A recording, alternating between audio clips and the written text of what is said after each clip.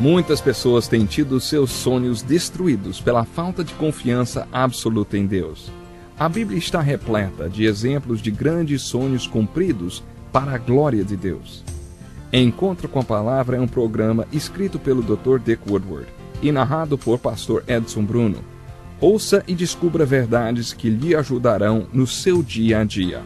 Com você, Pastor Edson Bruno.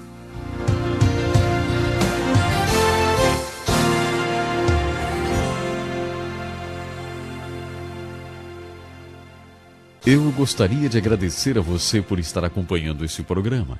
É um evento muito importante. Não que eu seja importante, mas porque estamos estudando o livro mais importante do mundo.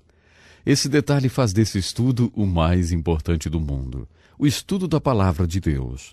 Você se lembra quando dissemos na última vez que a Bíblia tem 4 propósitos? Apresentar a Jesus Cristo, apresentar a história de Jesus Cristo, que o incrédulo possa acreditar e que o crente seja perfeito. Hoje eu gostaria de falar um pouco da história da Bíblia. Ficarei feliz se você conseguir responder a essas perguntas. Quem escreveu os livros da Bíblia? Quando eles foram escritos? Em que língua eles foram escritos? Nós temos algum dos manuscritos originais? Quem conservou esses livros? Quem traduziu esses livros para a nossa língua? Quem fez a seleção desses livros e os colocou nessa coleção de pequenos livros sagrados? Quem autorizou o homem a fazer essa seleção? Quando essa seleção foi feita? Quem juntou os livros e os organizou na Bíblia como ela é hoje?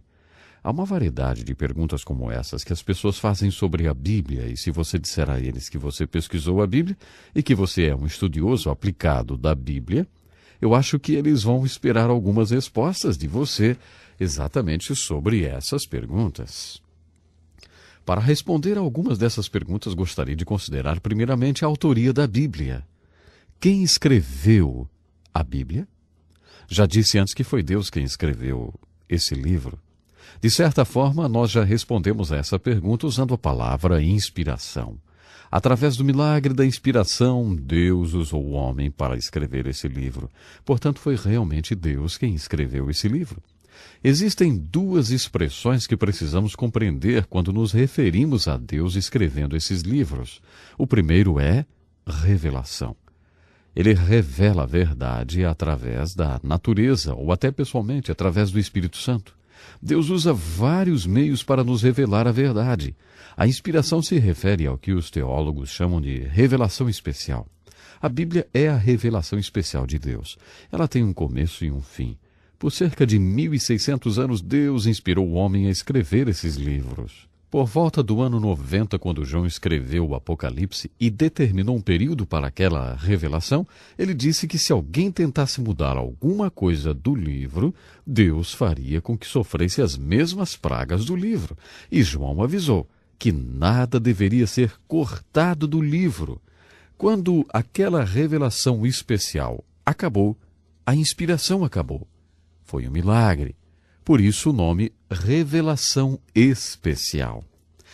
Sabe, às vezes isso levanta uma dúvida. Será que Deus ainda revela alguma coisa pessoalmente?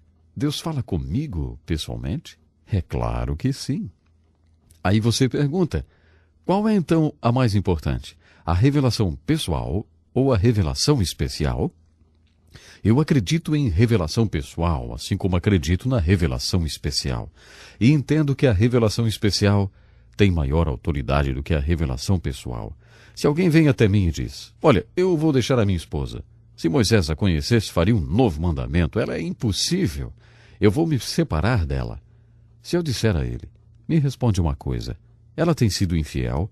Ele vai dizer, não, eu só vou deixá-la porque não gosto mais dela.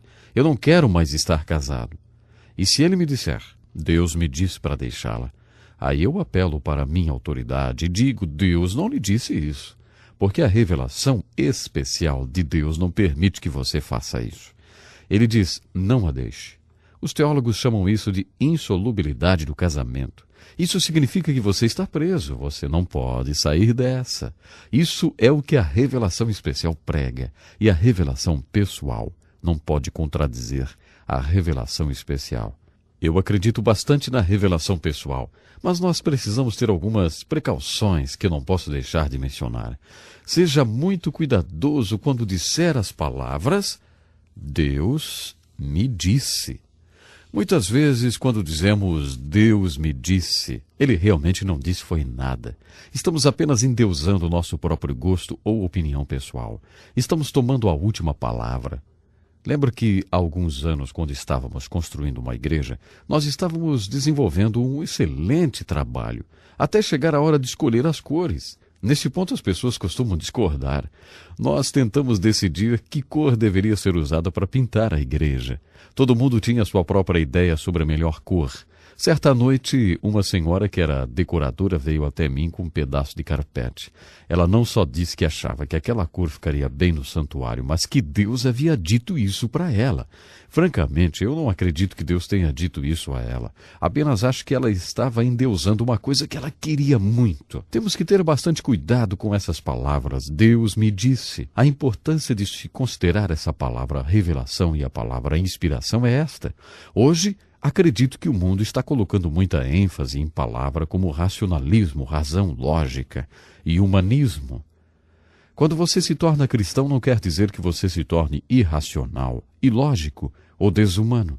A diferença entre o crente que realmente acredita nas Escrituras, que realmente acredita que a Bíblia é a palavra de Deus, e as pessoas que colocam ênfase na razão e na lógica, no racionalismo e no humanismo, é simplesmente que, às vezes, essas pessoas substituem a revelação por razão e lógica.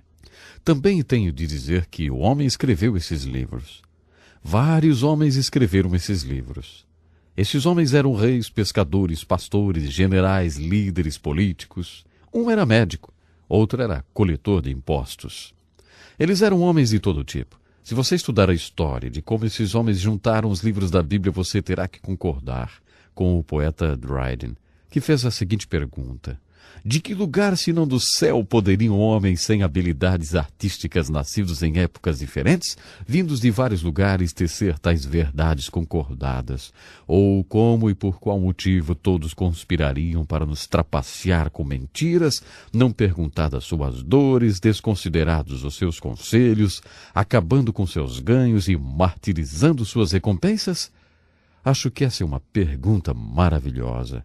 Se considerarmos que o fato de que homens escreveram esses livros, você precisa fazer uma pequena pesquisa e tomar alguns fatos e informações sobre como esse milagre aconteceu. Isso requer que você saiba a resposta para algumas perguntas, como já sugerimos. Por exemplo, a seleção dos livros. Se você pesquisar, vai descobrir que os livros do Velho Testamento foram todos selecionados por homens como Esdras, que eram chamados de escribas. Por volta do ano 100, ano Domini, em um conselho chamado Conselho de Jamnia, isso foi tudo arrumado. Muita gente pergunta sobre os apócrifos. Os apócrifos foram selecionados em 1546, durante os anos da Reforma, e foram colocados no cânon das Escrituras pela Igreja Católica Romana, na época. Quando a seleção original foi feita, esses livros não foram escolhidos. Outra coisa em que vale a pena pensar quando consideramos a história da Bíblia é a linguagem na qual a Bíblia foi escrita. Todos sabemos que a Bíblia foi escrita em hebraico e que o Novo Testamento foi escrito em grego. Se você vai ser um ministro, deve saber um pouco de hebraico e grego, porque esses livros não foram escritos em português. Por isso você deve estudar essas línguas originais. Outra ideia sobre a história da Bíblia, no sentido da sua autoria humana, é a preservação. Agora pense em quanto tempo faz que esses livros foram escritos. Esses livros precisavam ser copiados e tinham de ser preservados.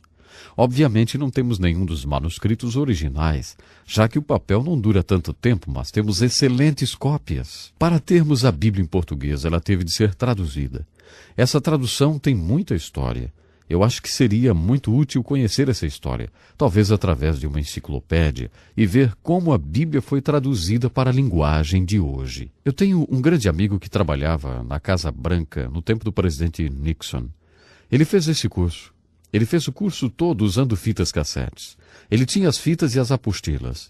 Enquanto ele estava estudando a Bíblia comigo, ele frequentava uma grande igreja onde ouvia as pregações. Esse homem fez uma observação muito importante. Como ele ouvia as Escrituras em fita cassete semana após semana e lia as Escrituras pela primeira vez na sua vida, ao ouvir o que o seu pastor falava, ele disse: as pessoas da igreja que conhecem a Bíblia não acreditam nela. E as pessoas que acreditam na Bíblia parece que não conhecem a Bíblia. Ele chegou à seguinte conclusão: eu acredito na Bíblia e vou aprender algo dela. Ele foi para o seminário e completou um ano de estudos e agora ele acredita na Bíblia e conhece a Bíblia. Eu acho que ele fez uma boa observação. Um outro ponto muito importante quando consideramos a história da Bíblia é essa questão de inspiração. Como você sabe que a Bíblia é a palavra inspirada de Deus, Jesus nos disse que só existe um jeito. Ele diz: se qualquer homem o desejar, ele saberá. Não se prova que a Bíblia é a palavra de Deus estudando línguas semíticas ou indo para um seminário. Jesus sempre colocava dessa forma. Quando ele encontrou os apóstolos, ele se virou para eles. Viu que eles o estavam seguindo e disse: o que vocês querem? Eles disseram: onde você mora, Rabi? E Jesus respondeu: venham e vejam. Está escrito que eles vieram e viram onde ele morava e habitaram com ele. Todos nós sabemos o resto. Está escrito: eles morreram por ele, devido ao que viram quando firmaram o compromisso de ir e ver. Foi dessa forma que Jesus provou que a sua palavra era a palavra de Deus. Ele disse: venham e vejam. O intelectual sempre diz: quando eu souber, então eu farei. Quando você chegar até mim intelectualmente, então eu o seguirei voluntariamente. Alcance a minha mente para que eu possa ter vontade de segui-lo. Jesus sempre diz: não, pelo contrário. Tenha vontade de me seguir agora, que eu vou lhe convencer depois. Se você fizer isso, Jesus disse, então você saberá. As pessoas vêm repetindo por anos: ver para crer. Mas Jesus e as Escrituras consistentemente nos dizem não, crer para ver. Davi disse: eu teria desmaiado se não tivesse acreditado em ver a bondade de Deus na terra dos vivos. É assim que você pode provar que a Bíblia é a palavra inspirada por Deus. Você deve se comprometer a ir e ver. E quando você vier e ver, você fará o compromisso de fazer a vontade de Deus que está revelada nas Escrituras. Fazendo a vontade de Deus como está revelada na palavra de Deus, você será seguido pelo conhecimento ou por uma completa convicção de que essa, de fato, é a palavra de Deus. Novamente, exatamente como Jesus compartilhou alguns fatos sobre as Escrituras que abriram a palavra de Deus aos apóstolos, eu espero que essas lições compartilhadas aqui tenham servido para não só abrir as Escrituras para você, mas para fazê-lo entender melhor a palavra de Deus, que vai transformar a sua vida. Esse é todo o tempo que nós temos hoje. E esse tempo é muito precioso. Eu estou realmente ansioso para o nosso próximo encontro e espero que você também esteja. Portanto, lhe espero. Até lá. Que lição importantíssima.